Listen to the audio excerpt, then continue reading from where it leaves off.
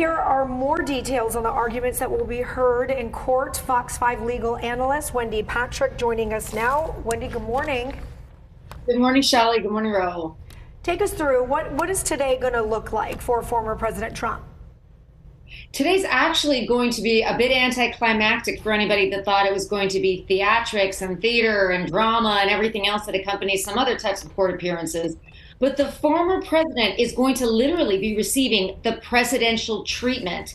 What that means is Secret Service protection every step of the way. That is going to prevent some of the things that highlight many other criminal prosecutions, like a mugshot, like a perp walk, like cameras in the courtroom capturing everything that happens. You know, one of the reasons cited by the judge for not allowing cameras in the courtroom was the solemnity of the proceedings, the fact that it's unparalleled, the quest to uphold the integrity of the court proceedings. So we expected a spectacle. Donald Trump actually teased that that's what it might be like, but under no circumstances is that going to be the case. I would anticipate a 30-second to a several minutes of formalities, followed by the former president being whisked back down the hallway into his motorcade, flying back to Mar-a-Lago where he can speak freely. Yeah, within just a few hours it's going to happen. He flew up yesterday. He's going to fly right back down. Let's talk about when the indictment against him will be unsealed. There's been a lot of speculation. We've been talking and making a lot of assumptions, let's be honest, about what exactly these indictments are and how many there will be. What are you hearing, or what do you think is going to actually happen? Shelley and Raul, never has a fraud case been so exciting. Yeah. These are charges about falsifying documents. They're usually mundane, they're serious, but they're not sensational. I mean, the key in most of these cases is getting jurors to pay attention and not have their eyes glaze over when they're getting drowned in paperwork. However, here, the fact that there's 30 counts doesn't necessarily mean there's 30 different things the former president did. I mean, they could be double counted, they could be alternative methods of charging, or if he paid a payment, maybe he did it in 30 installments. There's nothing about that number that means that this case is any more or less serious. But let me tell you one thing. If it is unprecedented in terms of the way it's charged, that's always risky, because if an unprecedented charge is unpredictable, and the last thing you want to do in a case like this is swing and miss. And even if there were a home run, since we're talking about sports, even if there were to be a conviction, that could be swatted back by the appellate court if it's an unusual legal theory. Now, no doubt this has been thought out behind the scenes, and there probably will be plenty of evidence, but that is one of the unknowns, the great unknowns that characterizes today's big reveal. You talk about that sensationalism, Wendy, and there's been a lot of talk about the cameras being in the courtroom. They're not going to be in the courtroom. The mic shot, is it going to happen? Is it not going to happen? A lot of people want to see this. Take us through what today is going to look like, because these decisions keep going back and forth, and we're being updated, you know, on a minute-to-minute basis now.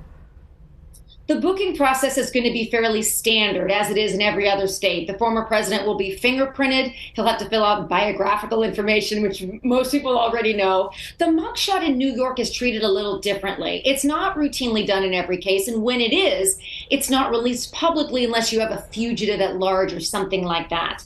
Because that's not the case here, and because of the potential for a leak, that's one of the reasons. And I mean, can you imagine how Donald Trump would capitalize on that link? It would be on mugs and T-shirts and banners. All of that to say, it's not the type of case that you would need that kind of risk, that kind of fanfare. And it's also true, Shelley, in terms of the more mundane booking procedure here, it also has to do with time. Nobody wants Donald Trump in that courtroom a minute longer than he needs to be. You saw, and Anaya just walked us through what's going on outside. We want this to be over. We want everybody to stay safe, have everybody go back to some level of normality as the former president heads from, ironically, his hometown back to Mar-a-Lago. Yeah. Let's talk a little bit about political ramifications, because we can wrap that up in about 30 seconds, right, Wendy? We know. I was just going to say, if you want the whole rest of your show. I know. Political ramifications is interesting, Raul, because we talked previously about the fact that even if he were a convicted felon, Donald Trump would be able to run for office and serve. Although I made the joke he may not be able to vote for himself, depending on where he's domiciled. But politically, you know, he's he cashed in on this. The first 24 hours, he raised $4 million. I guess now it's up to $7 million if we believe the reporting. That'll continue to be true. But I also always want to highlight the other side of that. Nobody wants to be a convicted felon.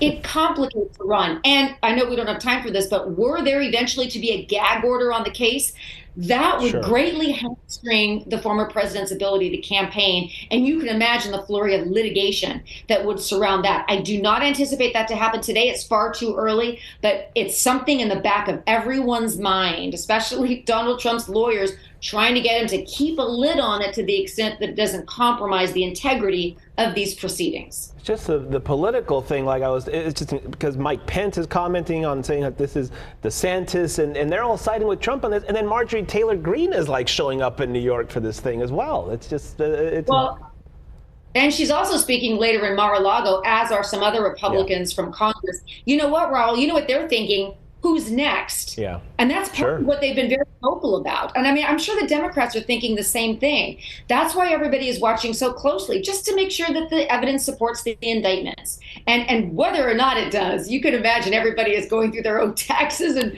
business records to make sure they're not next.